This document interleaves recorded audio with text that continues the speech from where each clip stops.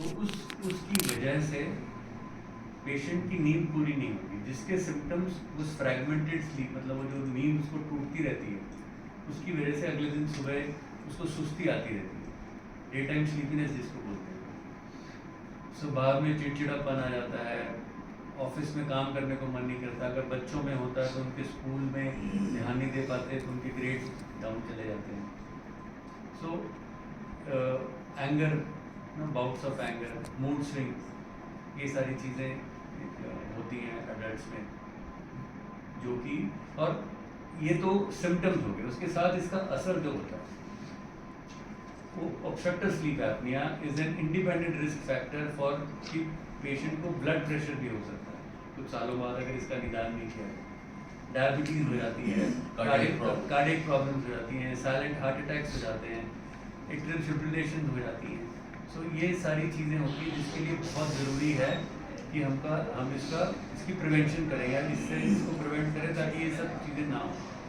इसी तरह बच्चों में, आजकल बच्चों में बहुत ज़्यादा ये प्रेवलेंट हो गया ऑब्स्ट्रक्टिव स्लीप एपनिया, और जिन बच्चों को ऑब्स्ट्रक्टिव स्लीप एपनिया रहता है उनको बहुत ज़्यादा हाई चांसेस हैं कि बड़े होकर ये बीमारी, और आप कह सकते हैं कि हर 5 से 10 साल में अगर इसका इलाज नहीं किया जाए तो आपको एक नई बीमारी इस बीमारी की वजह से हो सकती है।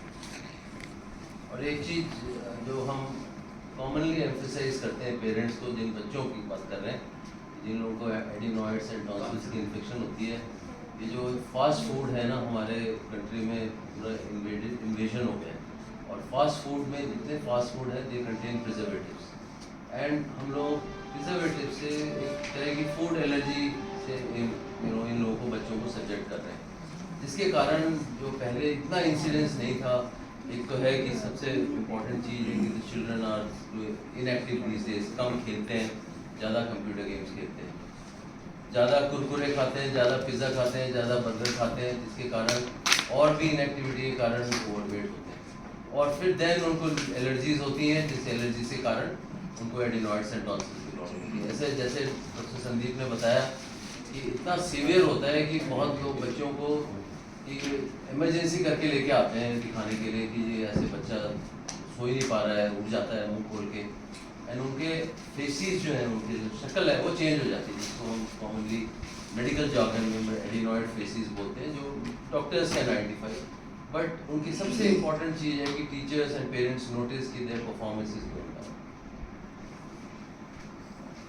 इसी बात को आगे ले जाते हुए, जैसे अभी आज वो बच्चा हमने देखा, हमारे प्रॉब्लम क्या है, हमारे जो फैमिली सेटअप है उसमें ऐसा होता है कि ग्रैंड पेरेंट्स हैं, वो बोलते हैं कि बच्चों का छोटा है जी, अभी ऑपरेशन नहीं हुआ।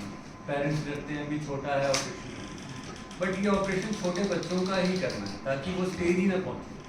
तो वो जो पहले था कि इससे साइड इफ़ेक्ट होते हैं, ऐसा कुछ नहीं है कि इससे साइड इफ़ेक्ट, जो बीमारी, जो चीज़ बीमारी कर रही है उसको निकालने से क्या साइड इफ़ेक्ट होगा, उसका बेटर होगा।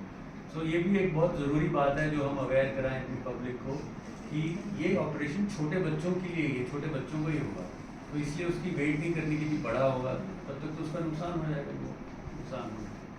और जैसे सर ने बताया, obesity, 60 to 70% of these patients, चाहे वो स्नोरर हों या ऑब्स्ट्रक्टिव स्लीप एपनिया के हों, उनका कारण मोटापा होता है, ओबेसिटी।